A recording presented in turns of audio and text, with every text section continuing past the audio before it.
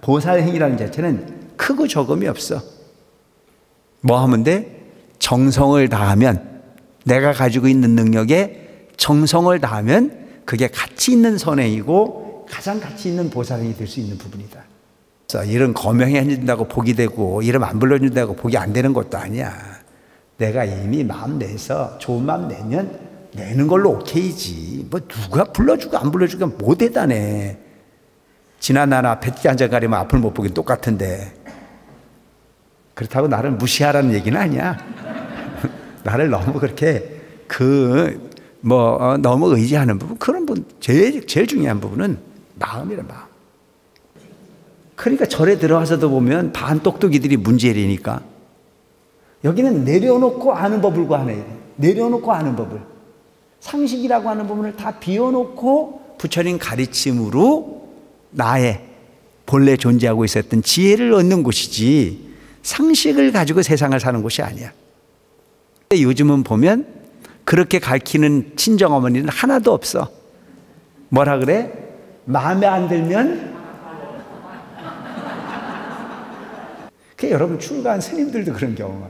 옛날에는 출가를 한번 하면 부모들이 무슨 일이 있어도 돌아오지 마라. 부처님과의 약속인데 어찌 돌아올 수 있겠나. 그건 있을 수 없는 일이라고 막았거든요. 요즘은 기다려요. 언제든지 가다가 청 속상하거든 집으로 와라. 그래 기다리고 있어. 근데 그게 그냥 바로 가면 괜찮은데 수십 년 살다 가면 그게 스님으로서는 깨똑똑하지만 세상 사는 방법을 다 잊어버렸잖아요. 다른 성문들도 부처님의 가르침을 믿음으로써 이 경에 수순하며, 그러니까 성문 제자들도 믿음이 없으면 이 경을 이해할 수가 없어. 모든 존재는 믿음으로써만이 이 법화경을 이해할 수 있는 부분이다.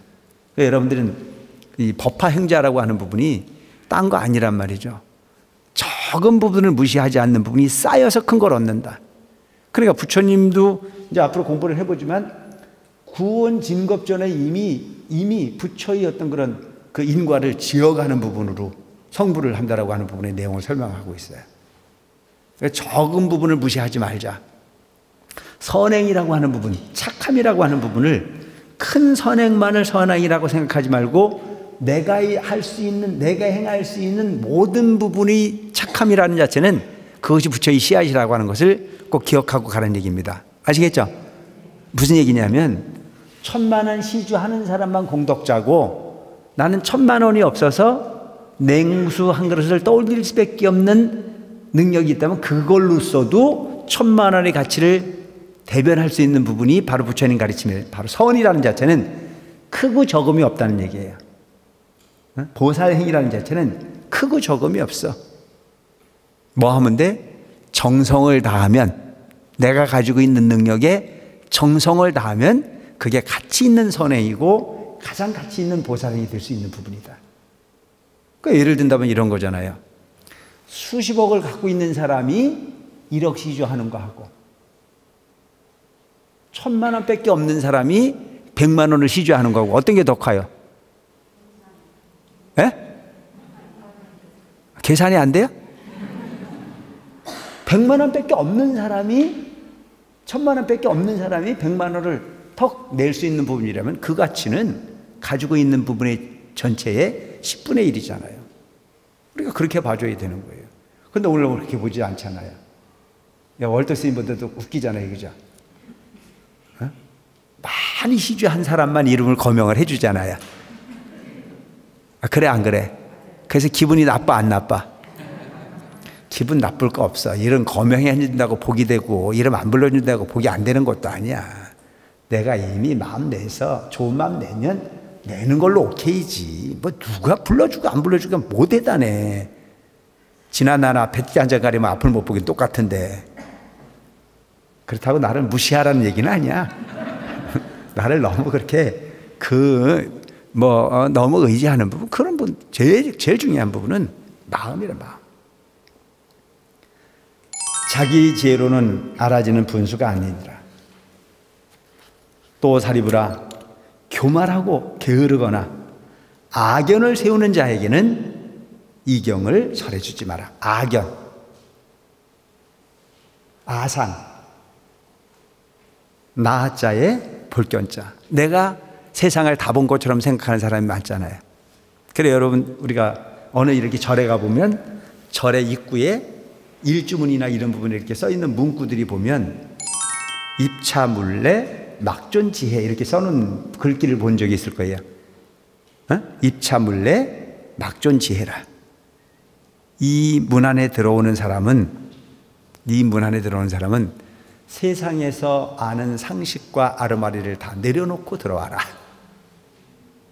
잘난 척하지 마라. 네가 갖고 있는 부분은 지혜가 아니고 네가 갖고 있는 부분은 상식의 걸림돌이다. 식자우환이다. 알아도 제대로 안 걸 아닌 걸 가지고 와서 그 키재기를 부처님하고 하면 돼야 안 돼요? 에?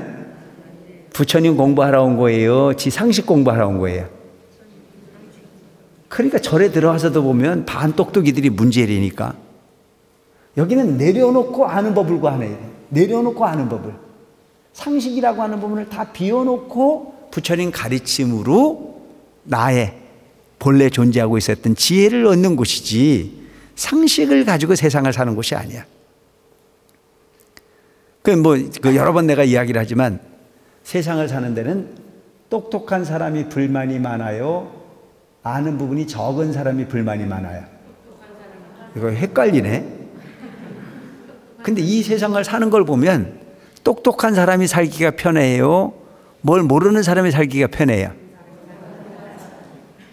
그럼 왜 학교를 가는데? 똑똑한 사람이 기회가 많아. 편리하게 할 수 있는 건 맞아.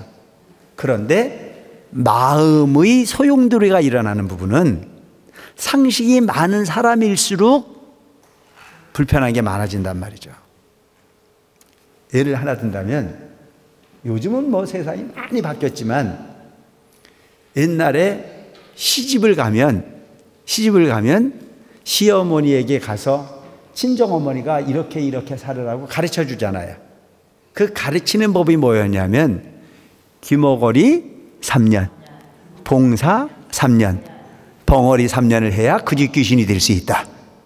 이렇게 가르쳤잖아요. 그랬던 시대가 있었잖아. 그런데 요즘은 보면 그렇게 가르치는 친정어머니는 하나도 없어. 뭐라 그래? 마음에 안 들면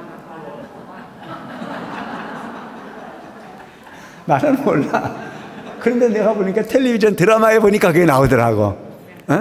마음에 안 들면 와라. 내가 너를 어떻게 길렀는데. 네가 뭐가 부족한 게 있냐 이거예요. 못 먹고 못 입고 내가 너한테 모든 걸 다 해줬다 이거예요. 너는 그 집에 가서 대접받고 살아야 되지 절대 그 집에 가서 굽히지 마라. 자존심 세워서 살아라. 그리고 정 너를 받아들이지 않으면 까짓까 보따리 싸가지고 와라. 내가 언제든지 너를 기다릴게. 그 여러분 출가한 스님들도 그런 경우가. 옛날에는 출가를 한 번 하면 부모들이 무슨 일이 있어도 돌아오지 마라. 부처님과의 약속인데 어찌 돌아올 수 있겠나. 그건 있을 수 없는 일이라고 막았거든요. 요즘엔 기다려요. 언제든지 가다가 청 속상하거든 집으로 와라. 그래 기다리고 있어. 근데 그게 그냥 바로 가면 괜찮은데 수십 년 살다 가면 그게 스님으로서는 꽤 똑똑하지만 세상 사는 방법을 다 잊어버렸잖아요. 그렇게 해서 가가지고 뭐가 되겠어요. 밝은 세상에 연구를 하고 공부를 해도 세상을 살까 말까 한데 세속적 부분의 삶을 다 잊어버리고 그렇게 세속에 나가서 경쟁을 해서 이길 수 있나요? 아니, 이기는 게 문제가 아니고 그것은 능력이 그만한 능력이 되질 못하니까 그 생각처럼 되는 세상이라면 이 세상이 얼마나 꽤 괜찮은 세상이 그런 세상 없잖아요. 그러니까 우리가 소위 옛날에는 그렇게 시집을 가면 귀머거리 3년, 벙어리 3년, 봉사 3년을 해서 그 집에 적응을 하라 이렇게 가르쳤는데 요즘은 그렇게 안 가르친단 말이죠. 그런데 그 당시에 보면 처음 시집을 가면 본인한테 눈만 맞춰주는 사람이 있어도 감사했잖아요. 안 그런가요? 시누이가 됐든 누가 됐든 전혀 그 집 문화를 모르고 있는 내가 그곳에 가서 사는 동안에 나한테 조금만 눈빛을 편안하게 해줘도 아주 감사한 마음으로 살았단 말이죠. 근데 그렇게 계속 살면 그 사람은 평생 행복하겠죠, 그죠? 그게 불행한 게 아니잖아요. 내가 나를 하심에서 낮춰서 상대방에게 모든 부분에, 적은 부분에 감사할 수 있는 마음을 갖고 산다면 그 사람은 행복한 사람입니까? 불행한 사람입니까? 행복한 사람이죠. 몰라, 내가 볼 때는 행복한 사람일 것 같아요. 그런데 가서 몇 년 살다 보니까 별거 아니야. 그 집 정보를 훤히 다 알았어. 그리고 그곳에 가서 아들도 낳고 딸도 낳고 이제는 세력이 딱 만들어졌어. 그러면 옛날에 그 별거 아닌 눈빛으로 나를 위해 주는 것만도 그렇게 감사했던 부분이 계속 감사해요? 주객이 전도가 돼요? 전혀 기억이 없으셔? 주객이 전도가 돼가지고 그때부터는 고마운 게 없어. 그 부분과 가만히 생각해 보면 과거가 훨씬 아름다웠다는 사실을 만들어낼 수 있어요. 이렇게 본다면 아상이라고 하는 부분은 나를 이익되게 하기보다는 나를 크게 괴롭게 하는 부분이 잘못되어진 사고인데도 불구하고 누가 키워주지도 않았는데도 불구하고 그 부분이 때로는 커가는 것 자체가 나를 괴롭히는 부분이 되더라.